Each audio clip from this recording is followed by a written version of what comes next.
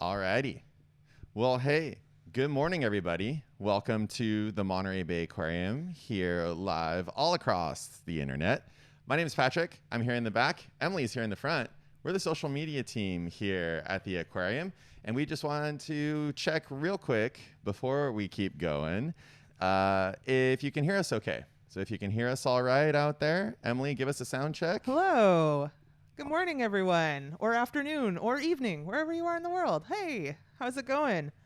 All right. Yeah, no, just we're getting some comments coming in here, Emily. I just want to make sure that we don't have an echo. So just let us know, everybody, if you can hear an echo yet, because we are here, as you can see, not in the regular social media spaces, not in our living rooms, because we are being joined today by one of our amazing aquarists here, Ellen. And Ellen, I'm going to transition to you here up on the screen.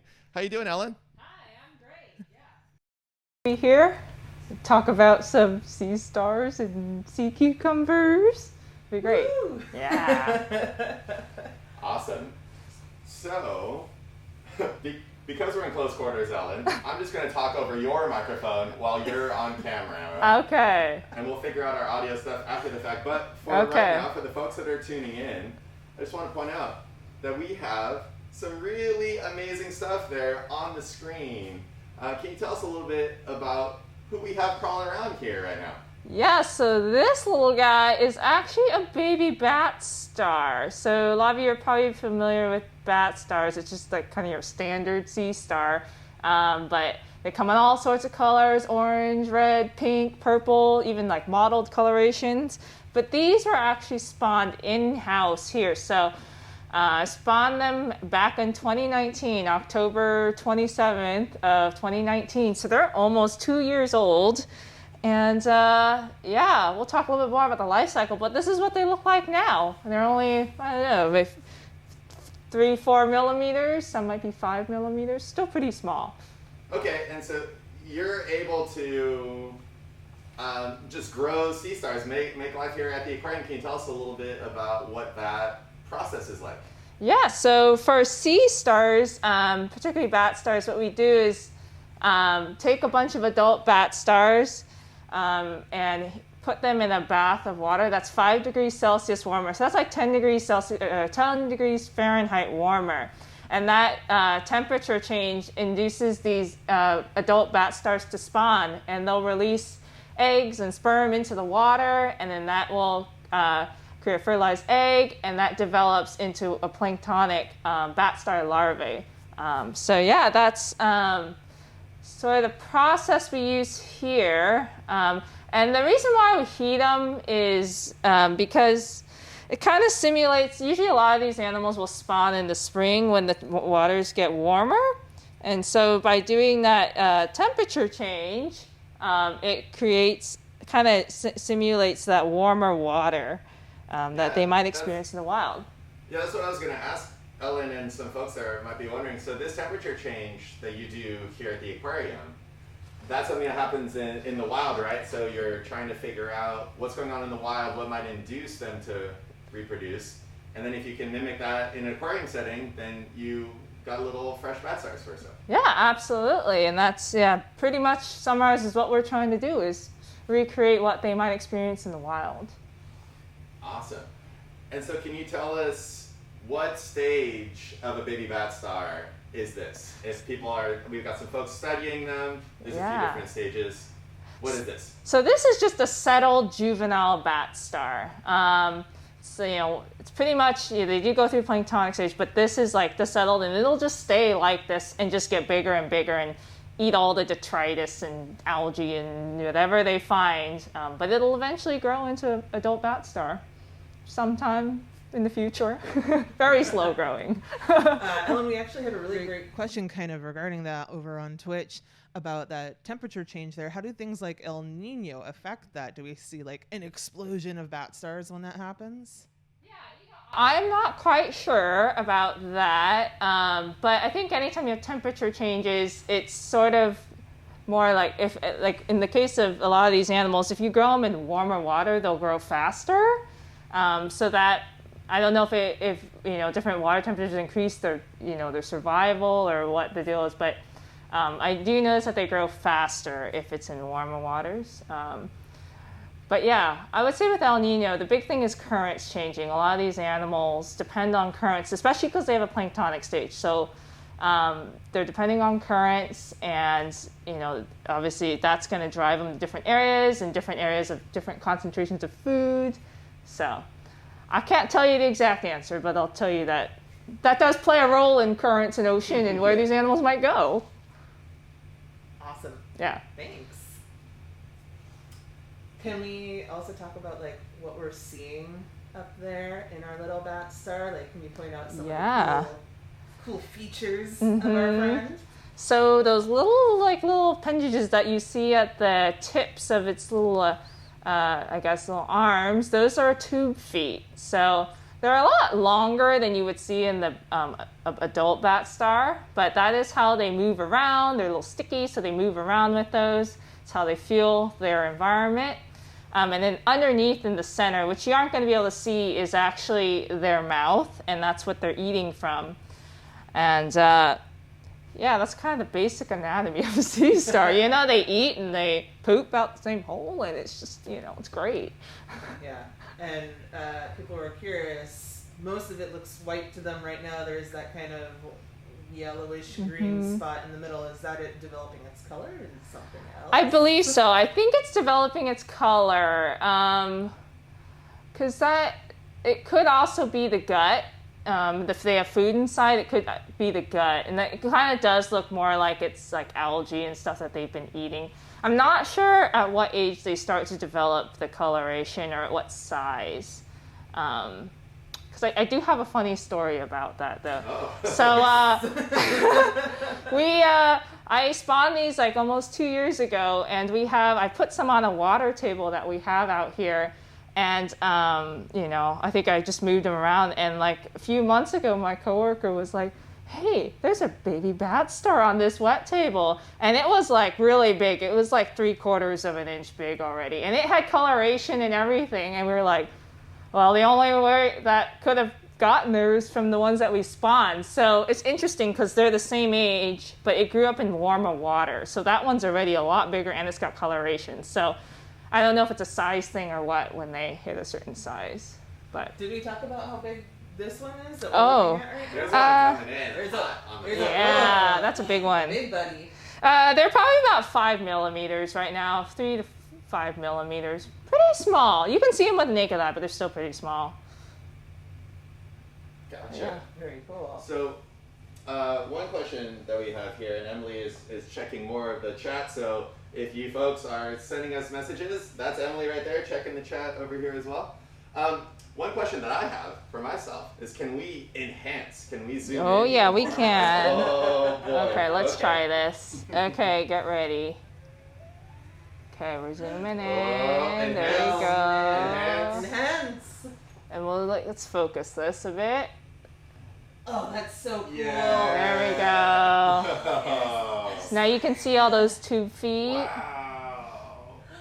Oh, look at those little snowflakes. Can you tell us a little bit about the skeleton of the bat star as it's going by there? It's running away.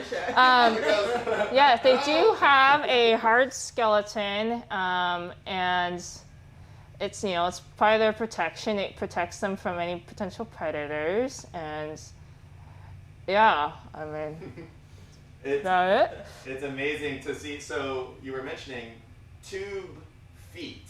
So for the folks out there watching, tube feet is how they move around. Can you describe that a little bit? Folks are watching them. Oh yeah. Sprinting right now. It's running away from us. Yeah, so 2 feet, they are found on the bottom of bat stars. Actually, a lot of echinoderms have them too, but Let me just focus this. But yeah, the 2 feet are used, you know, kind of what they use to move around here on the bottom of the seafloor.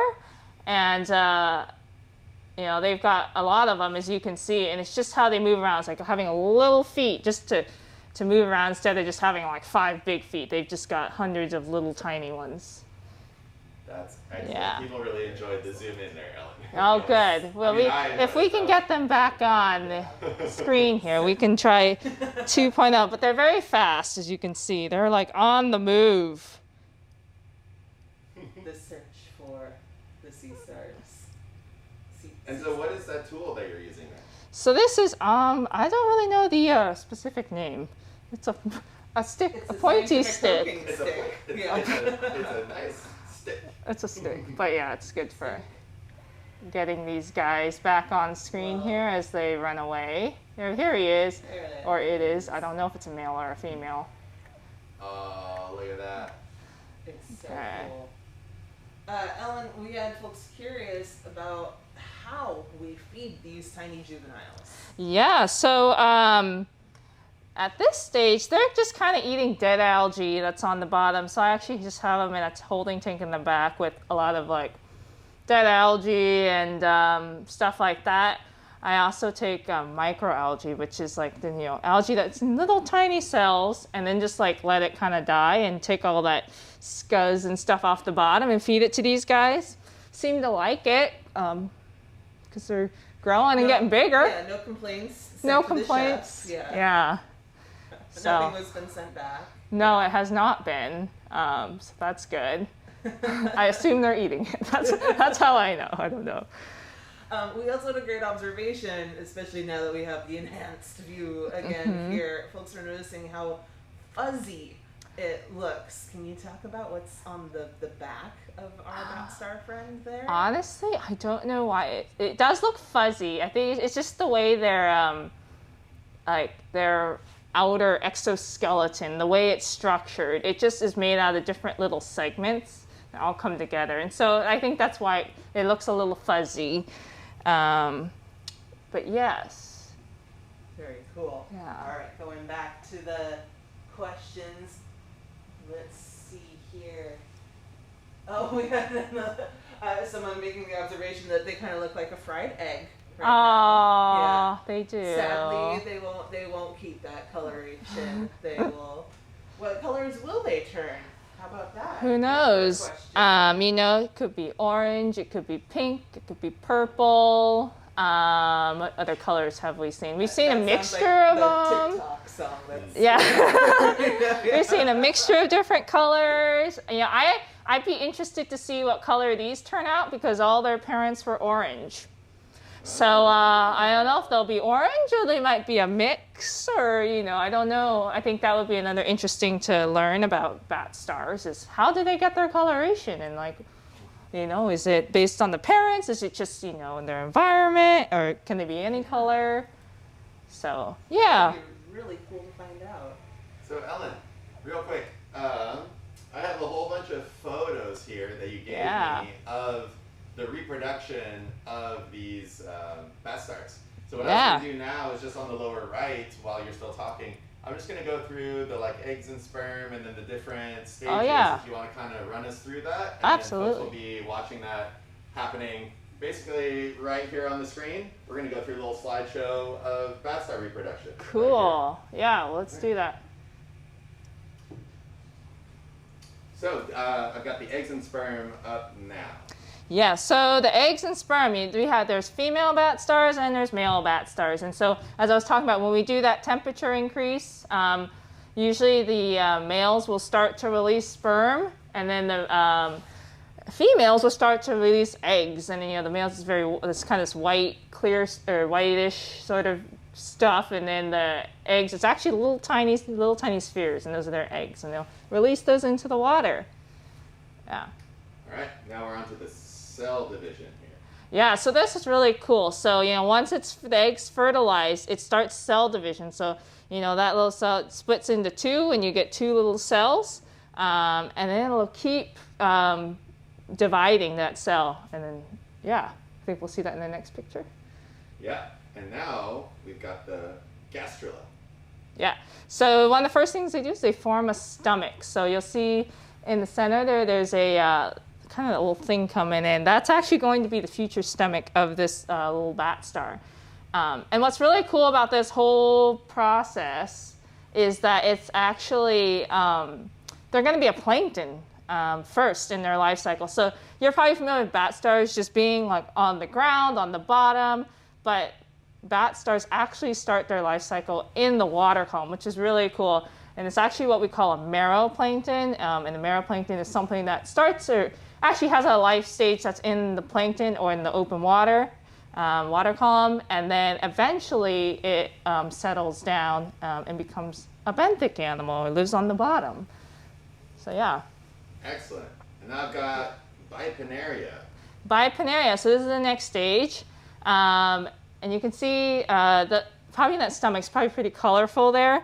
That's actually the food it's been eating. So at this stage, we're feeding them microalgae, which is like tiny, tiny little algae. Like you probably think of algae as like kelp or stuff you see in the kelp forest, but this algae is really, really tiny. It's just like single cells of algae, and that's actually what we're feeding these planktonic animals. So if you look at the stomach, it's all colorful because we're feeding it different types of microalgae. Yeah. Awesome. Yeah, people got to see that stomach there. Yeah, cool. They like the idea that they go stomach first. They like that style. Yeah, nice. Yeah. And then I've got the Brachiolaria. Okay, yeah, so this is just the next stage of a bat star. As it's growing, it's developing, it just kind of goes through these different stages, just metamorphoses into these different sort of stages. I don't know exactly the purpose. I suppose it's like to get it ready for the moment that it is going to settle. So that's why it just goes through these different stages. Awesome. And then we've got the settling bat star. The most adorable little explorer on the algae.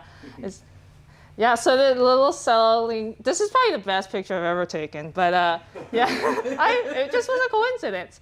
But so what you see in the picture of the settling bat star is it's actually on an algae. So that algae is sea grapes, if you've ever heard of that. It looks like little grapes, or Botrycladia. For some reason they loved it. I don't know what was on it, whether it was if there were diatoms on it that they loved, or some sort of cue that they were like, I'm going to settle on this. So I came in one day, had some of that, and there was just this little guy just with his little arms, or future arms, just hanging out on the algae. And so it eventually just sort of sat there. I didn't see it actually settle and metamorphose into the little settled bat star, but we caught it in the process of doing that. And so, Ellen, this next photo I'm going to put is the photo that you took. It looks so much like a little astronaut. So here's my little Photoshop of it settling down. It's just going to be up on screen there. You should be able to see it here in a second here, Ellen, but there's a little bat star landing on the algae. I have seen that, yeah. It's landing, It's a momentous moment in its life, so... Yeah, it's worthy of a flag. Yeah. Awesome. So once we see the image up there, then I'll transition over to the settled bat star. And we can okay, yeah, let's find them again. They're kind of, they love the side of the dish, so we gotta get them back into the view here. All right. But yeah. Well, getting that going there. Ellen, we had a couple of questions. We've been talking about plankton a lot, with the kind of initial stages of our bat star's life here. People were curious, what makes plankton?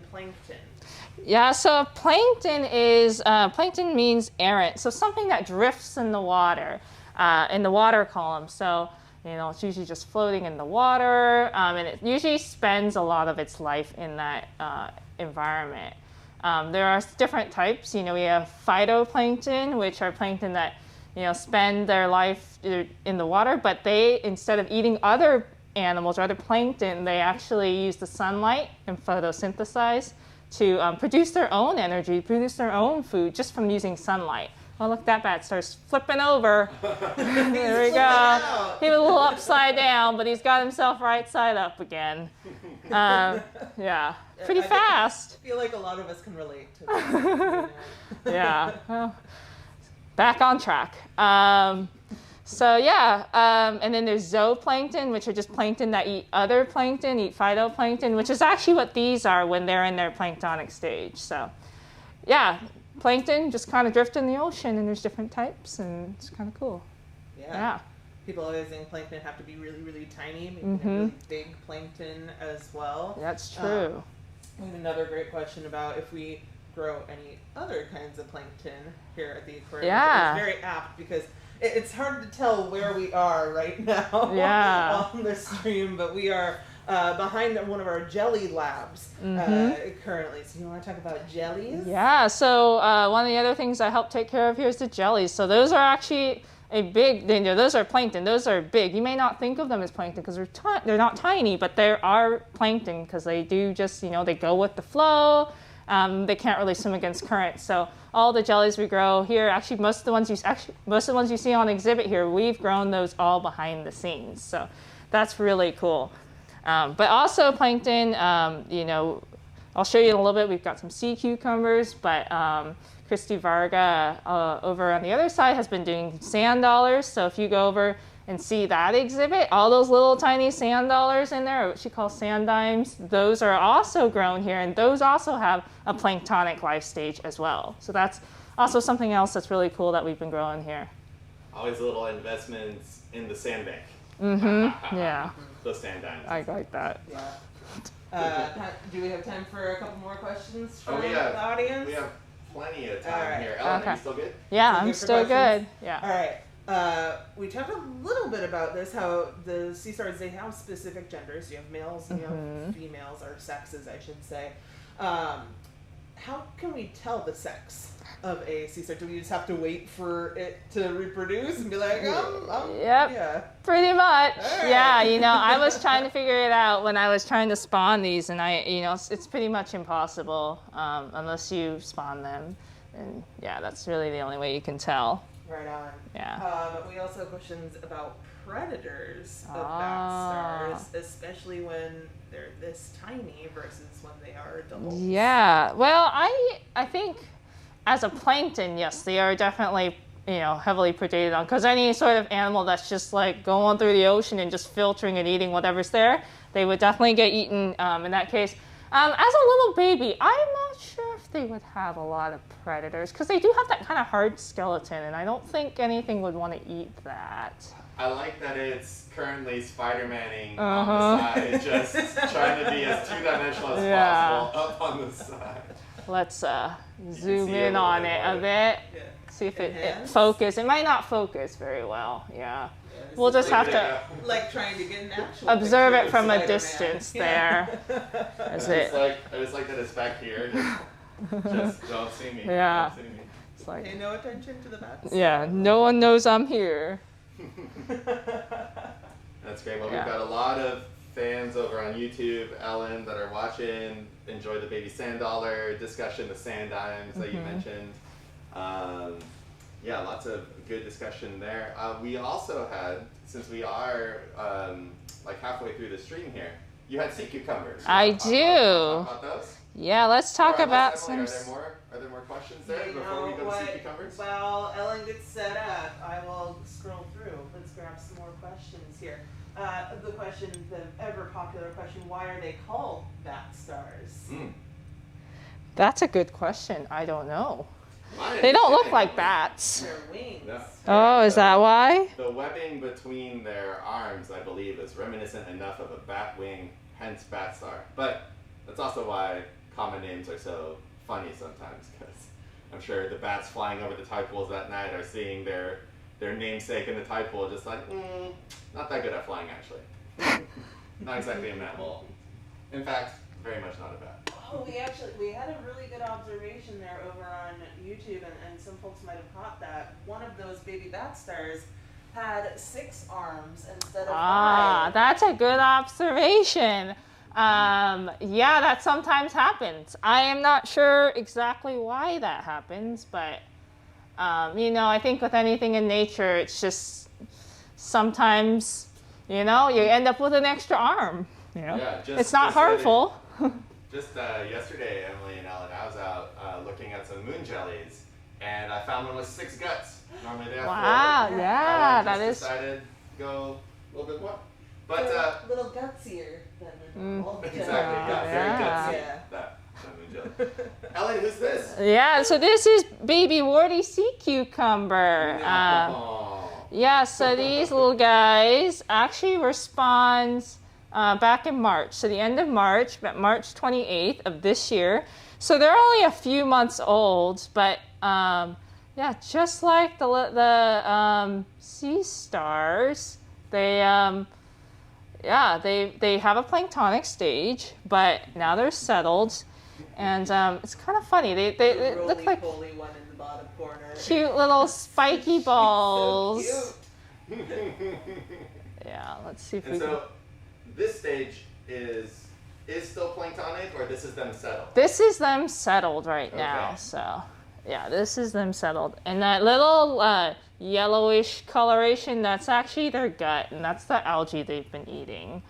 A nice full tummy. Yeah, nice full belly. He's been eating a lot of algae and dead algae. Yummy stuff.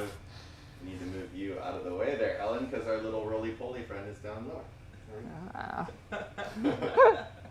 And so, similar, Ellen, I have that slideshow of the images. Oh, yeah. So I'll have you up on screen here, and then I'll also have our cucumber friends up higher too. But Nice.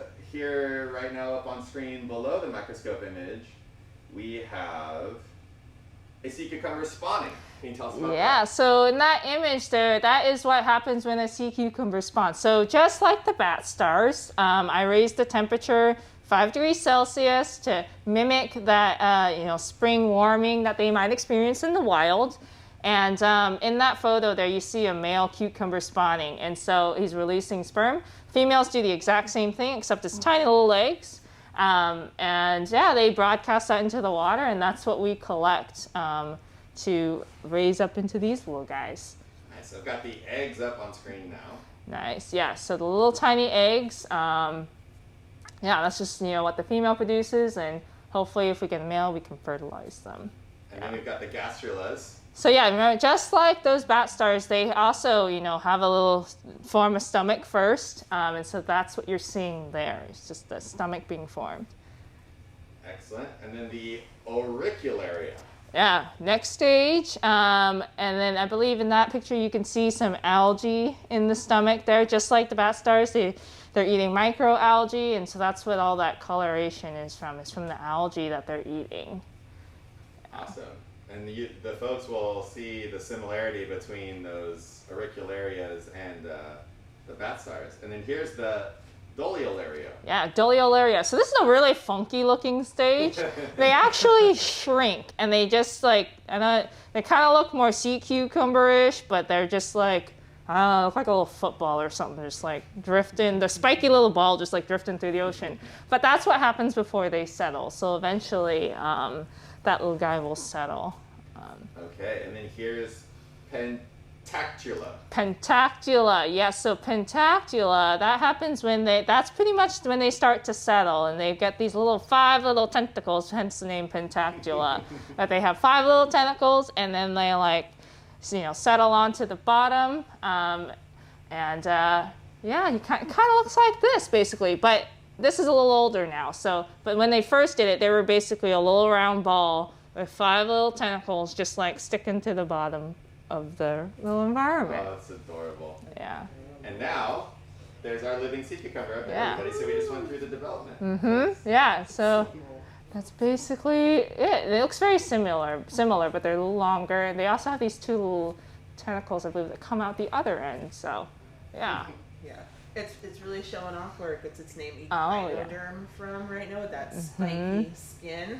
Yeah. So this bat star sea cucumbers belong to that group called echinoderms. So your sea stars, your sea urchins, your sea cucumbers, they're all kind of related to each other. That group that they belong to, echinoderm, again means spiny skin. So we're seeing that spiny skin on our small friend right now. But folks were curious, they're related to each other. We've got them both in like very similar stages of development right now. How different is it to care for the two different species? You know, it's very similar for bat stars and for sea cucumbers. It's just making sure they have some food available. I pretty much just, I feed them some dead microalgae every so often, and I just leave them. I let them do their thing, and I come back a week later, and they're like twice as big. So, easier. Well, bat stars are a little slower to grow, but that's actually because the bat stars are growing in colder water, and these I just happen to raise at a little warmer water, and so I think that's why they're growing a lot faster. Yeah. Very cool. That also brings up another question that we got on Twitch there from our friend Alan. Hey Alan, what's up? We were talking about raising the temperature, makes them grow faster.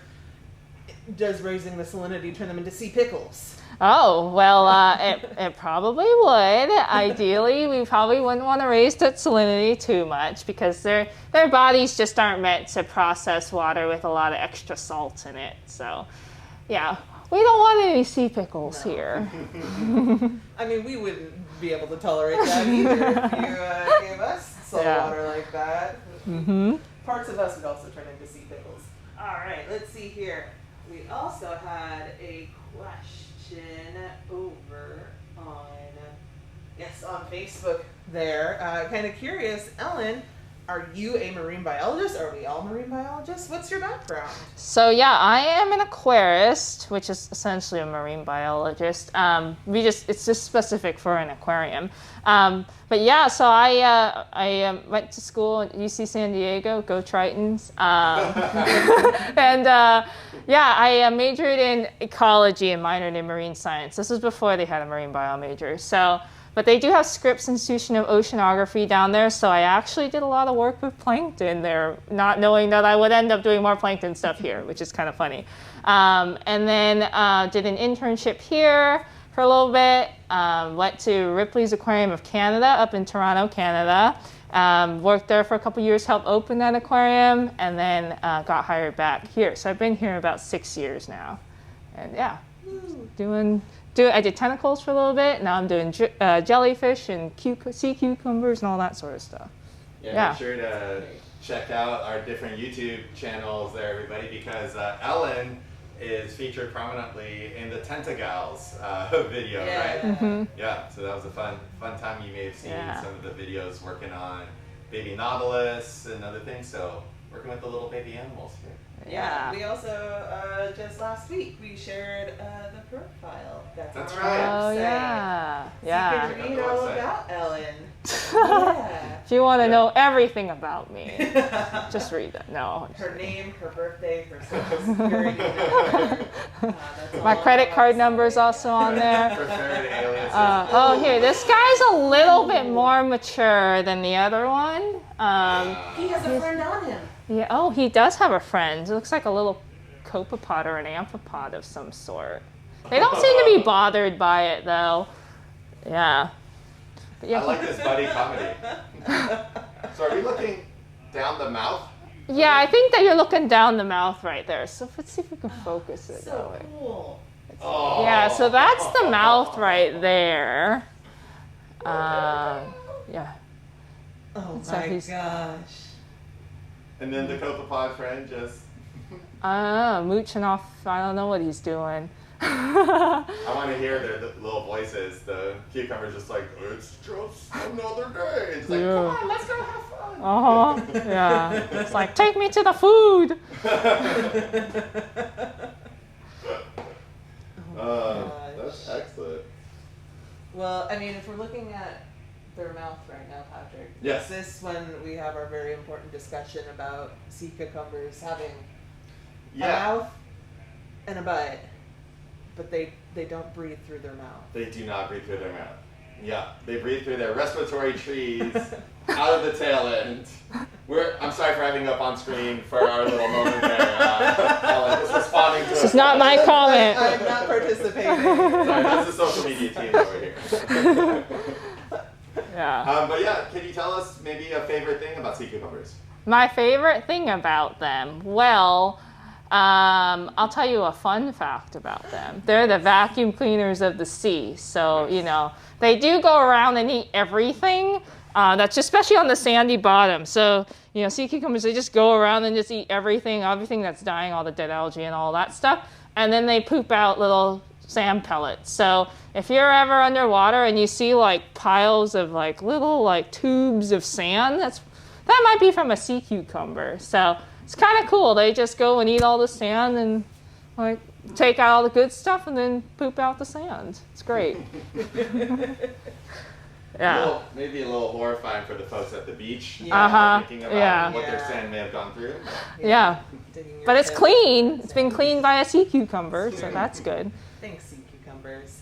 We did have a question there. Are we raising that little amphipod, copepod friend on purpose, or did he just come in with the water? He's just a hitchhiker. I don't know how he ended up there. He took advantage of a very clean, predator-free environment. Yeah, they end up in our, we have all sorts of stuff that you just kind of find eventually in your systems that it's not necessarily harmful. So that's that little guy. Great stuff.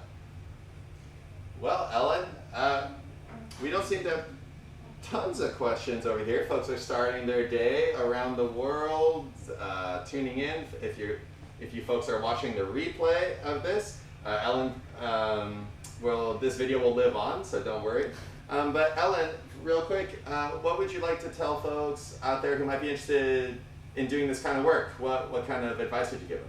Well, you know, I think a lot of it is just kind of learning about these animals, just learning about sea cucumbers or whatever you're interested in learning about marine biology. Just, you know, learning about, developing a passion for it, really getting to know it. I think one thing that does help is to study marine biology if you can. But, you know, I think getting experience in the field or just kind of getting experience in learning how to raise these or just work with these animals. I didn't have any experience raising them. I just kind of developed that over time. But yeah, I think go looking for opportunities. You know, the opportunities don't come to you, so you do have to go look for them. If you're interested in something, go find it if you can. Yeah. Awesome. Good advice there. Ellen, for people who might be coming to the aquarium, where can we find sea cucumbers and bat stars here? We won't be able to see these small friends yet. They have to get a little bit bigger before they go on exhibit, but we do have those ones that spawned here. Yes, so we do have sea cucumbers and bat stars all over the aquarium. Obviously, they're all adult size, but if you look in our kelp forest exhibit, our Monterey Bay habitats exhibit, those are some good spots to find them. There may even be our touch pools. But just looking at any of the local exhibits here, you'll likely just find some bat stars and some sea cucumbers in some of those. Yeah. Nice. We also have a question, how long is their lifespan for bat stars and sea cucumbers? I actually don't know. Maybe, does anyone know? Maybe someone else knows. I don't know. I don't know. Off the top of my head, yeah. I don't know. Yeah, Alan, if you're still in the Twitch chat, Alan, shout out that answer for us there. Yeah. Well, while we see if you can find that answer, someone was wondering, what's your favorite part of the job? My favorite part is culturing stuff, or raising or breeding animals. So, you know, raising up these sea cucumbers, raising up bat stars. You know, when I was down tentacles, raising up cephalopods. Now raising jellyfish, like. Anything that we can just, you know, see when they're young and like spawn them or whatever we need to do, and then see them as they grow up. It's really cool. That's my favorite part of the job. Yeah. Excellent. Right on. All right. I don't see that answer from Alan. He may have left. He might actually be doing his job. He might be doing his job. Yeah. Okay. Yeah. There's a chance. There is a chance. Yeah. All right.